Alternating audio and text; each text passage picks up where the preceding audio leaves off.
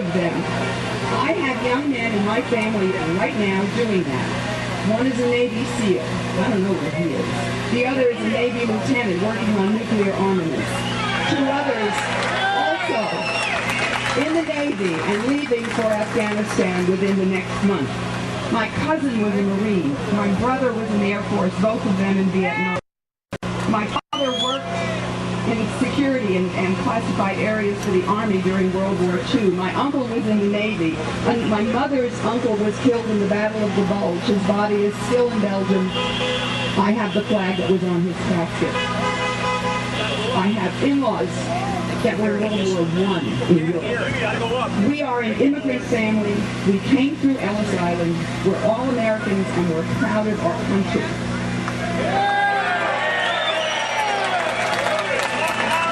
To you earlier that there was concern about the growing power of the Chinese in the 20s. What would we say if the Chinese were to send a gunboat up the Mississippi? All they have to say is, we're protecting our laundries in Memphis and St. Louis.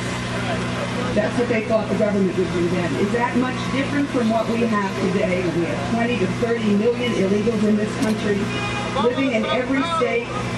The Mexican government has a liaison in this country to help their illegal citizens, and we allow it and don't say anything about it. There's an old line that people who don't know history are doomed to repeat it, and we are possibly going to repeat it.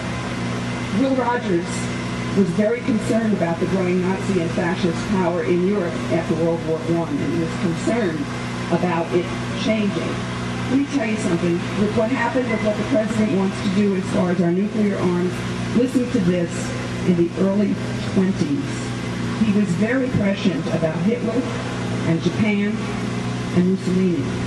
At home, Will Rogers, this is, spoke repeatedly about the need for military preparedness. He was particularly incensed about U.S. participation in, are you ready? The Naval Disarmament Conference in the early 1920s resulted in a commitment by the United States to destroy its newest battleship. Quote, all the ammunition left over from the war was shot into it, and those big guns on the Texas, that's the other ship, that they were using are only good for so many shots during their lifetime. So we spoiled the guns of our next best boat, trying to sink the best one. The Secretary says he doesn't want the other nations to know how he did it. Don't worry, they're not going to sink any of theirs. Sinking your own boats is a military strategy that will always remain the sole possession of America. The other countries sank the blueprints. And then one other quote from him, which he said in 1926. I see where Mr. Coolidge says that if Europe doesn't disarm, he'll build another airship. Just as well started, for nobody in Europe is going to do any disarming. The way to make them disarm is to start building and quit begging them to disarm. Sounds like Ronnie Reagan to me. Does that sound familiar? It should. I found one more quote I want to read to you, but I thought it was so perfect because this was John Adams in his diary entry on the night of the Boston Tea Party in 1773. This is the most magnificent movement of all. There's a dignity, a majesty, a sublimity in this last effort of the patriots that I greatly admire. The people should never rise without doing something to be remembered, something notable and striking. This destruction of the tea is so bold, so daring, so firm, intrepid, and inflexible, and it must have so important consequences and so lasting that I can't but consider it as an epoch in history. This is what we need to remember. And then he wrote to Thomas Jefferson about the revolution, because a lot of people criticize us saying we're a revolution, it's going to be violent. A revolution is different than a war. And this is what John Adams said in a letter to Jefferson. As to the history of the revolution, my ideas may be peculiar and perhaps singular. What do we mean by the revolution? That was no part. The war was no part of the revolution. It was only an effect and a consequence of it. Here's the key. The revolution was in the minds of the people, and this was effected from 1760 to 1775, in the course of 15 years, before even one drop of blood was shed. We are part of another revolution. Keep at it, everybody, and thank you very much.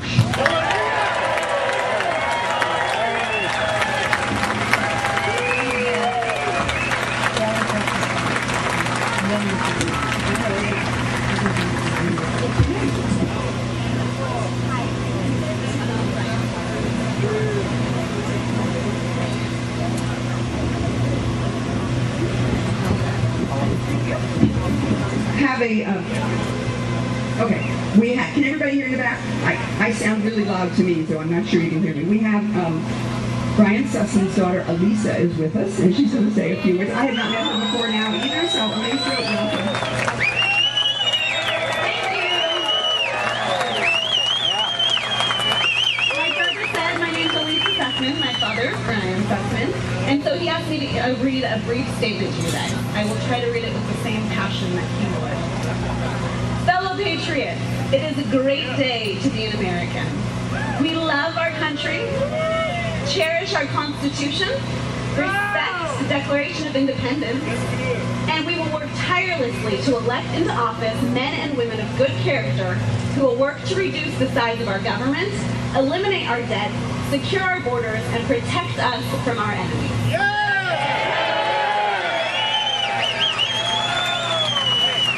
My dad also wanted me to remind you that 1 week from today, he'll be on both Sean Hannity's radio and TV show promoting his book, Climate AIDS.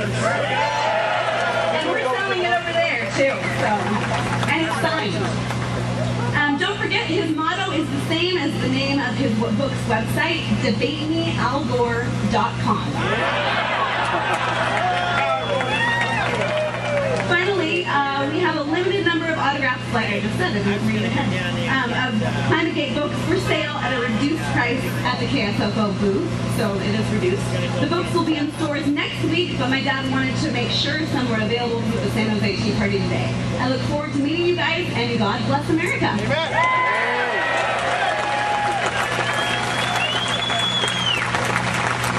That's what free enterprise is all about, right? Thank you, Elisa.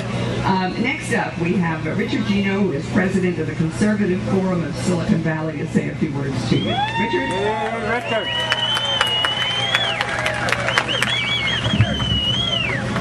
What? The babe in the bunker. Let's give her a warm welcome. So here we are again. Last year when we met, Obama and the media denied we existed. Remember that? 1.5 million people met around the country, and the president acted as if he had never heard of us. Then Pelosi called us AstroTurf. Do you remember that? Then the Democrats said that we were funded by the fat cat Republicans. They have called us every left-wing epithet in their arsenal, and our ranks have continued to grow.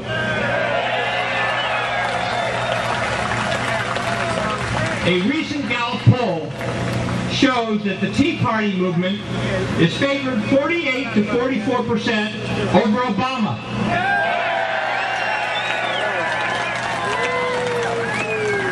With roots of just more than a year, we are more popular with American people than the president who won 53% of the vote just 17 months ago.